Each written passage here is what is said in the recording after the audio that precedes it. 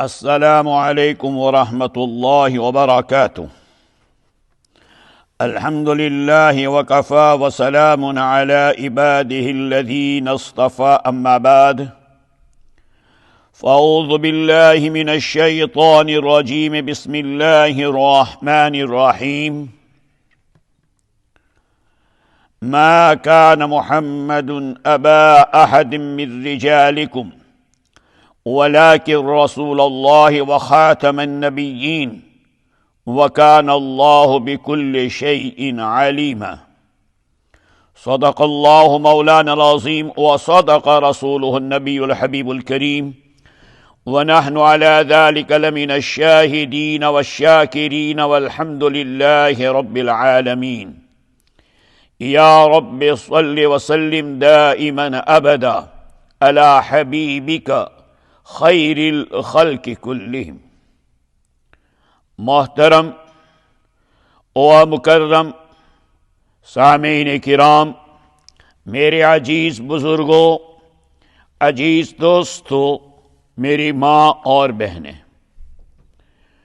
آج کا پروگرام میرے اور آپ کے آقا سرور کائنات محمد عربی صلی اللہ تعالی علیہ وسلم کی ولادت باسعادت، آپ کی پیدائش، آپ کے جنم مبارک کے ٹاپک پر بات ہوگی، اس لیے کہ نبی اکرم صلی اللہ علیہ وسلم کی ولادت باسعادت، ولادت طیبہ کا ذکر حقیقتاً عین عبادت ہے اور اللہ کے نزدیک بڑی بھاری اطاعت اور قربت کا ذریعہ ہے اور سارے کمالات اور برکات کا سر چشمہ ہے۔ اس لیے میلاد النبی صلی اللہ علیہ وسلم کا تذکرہ، آپ کا ذکر کرنا، آپ کی باتیں کرنا ایک عظیم نعمت ہے جو مسلمانوں کو عطا کی گئی ہے۔ میں چاہتا ہوں کہ ولادت کا ذکر کروں، لیکن ایک ولادت، ایک جنم کے بجائے حضور صلی اللہ علیہ وسلم کی دونوں ولادتوں کا ذکر کروں۔ شاید آپ کو تعجب ہوگا کہ ولادت، پیدائش، جنم ایک ہی ہوتا ہے، دو پیدائش کیسی؟ لیکن حقیقت میں نبی کریم صلی اللہ علیہ وسلم کی دو پیدائش ہے، ایک ولادت باسعادت 8 یا 12 ربیع الاول کو، اور ایک ولادت حضور پاک صلی اللہ علیہ وسلم کی 40 برس کے بعد ہوئی، یعنی کہ روحانی ولادت۔ جب سے آپ نبی اور پیغمبر کی حیثیت سے دنیا میں ظاہر ہوئے تو ایک جسمانی ولادت ہے، جسم کے اعتبار سے ولادت ہے، اور ایک روحانی ولادت ہے۔ جسمانی ولادت سے آپ دنیا میں تشریف لائے، آپ کا جمال دنیا میں ظاہر ہوا، اور 40 یعنی 40 ایئرس کے بعد آپ کا کمال ظاہر ہوا۔ آپ صلی اللہ علیہ وسلم کا جمال ظاہر ہونا بھی دنیا کے لیے بہت بڑی نعمت ہے، اور آپ صلی اللہ علیہ وسلم کا کمال دنیا میں ظاہر ہونا یہ اس سے بھی بڑی نعمت ہے جو اللہ نے ہمیں عطا فرمائی۔ آپ صلی اللہ علیہ وسلم جیسا صاحب جمال پیدا نہیں ہوا، اور آپ جیسا با کمال بھی دنیا میں پیدا نہیں ہوا۔ 12 ربیع الاول کو ہمارے سامنے ظہور ہوا محمد ابن عبداللہ کا، اور 40 برس کے بعد 40 ایئرس کے بعد ظہور ہوا محمد الرسول اللہ صلی اللہ علیہ وآلہ وسلم کا۔ عام طور پر لوگ ولادت جسمانی کو اہمیت دیتے ہیں اور اسی ولادت کے ذکر کو ذکر میلاد کہتے ہیں، حالانکہ یہ ذکر میلاد کا پہلا درجہ ہے۔ حقیقی درجہ وہ ولادت ہے جو 40 ایئرس کے بعد ہوئی۔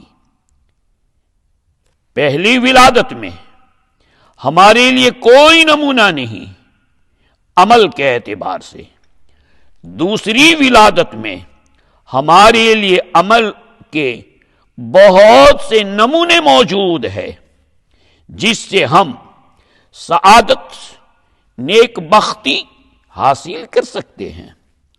پہلی ولادت، آپ جیسا سینہ، آپ جیسی پیشانی، آپ جیسا قد،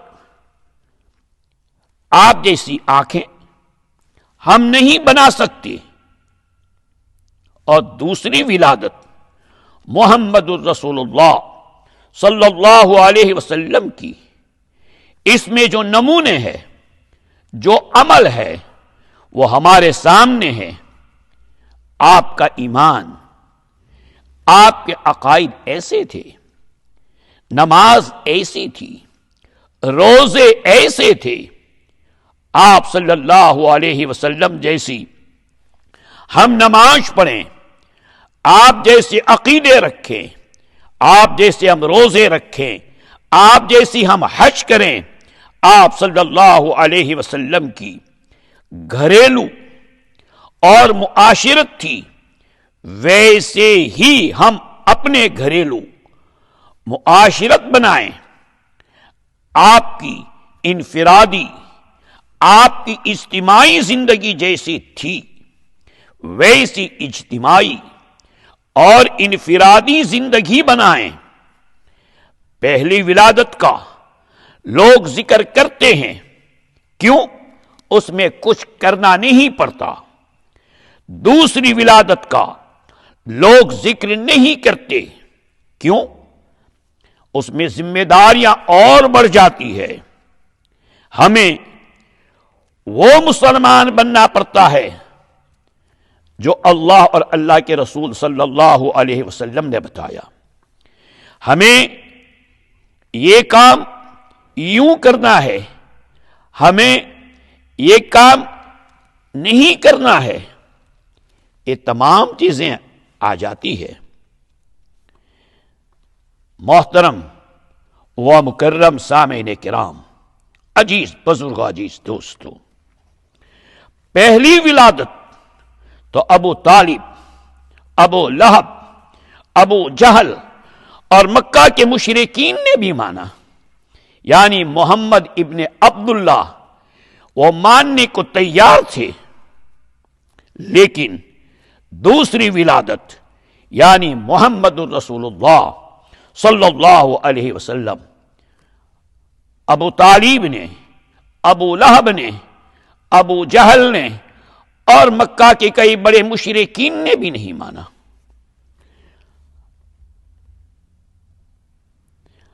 ابو لہب نے خوشیاں منائی، باندی کو بھی آزاد کر دیا پہلی ولادت پر، جس دن آپ محمد ابن عبداللہ بن کر کے دنیا میں تشریف لائے۔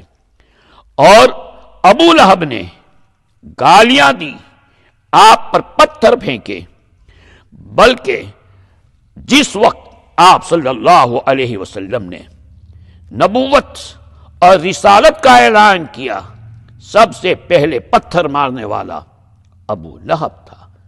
اللہ رب العالمین کی بارگاہ میں دعا ہے کہ اللہ رب العالمین ہمیں صحیح معنی میں نبی کریم صلی اللہ علیہ وسلم والے اخلاق اور عادات نصیب فرمائے۔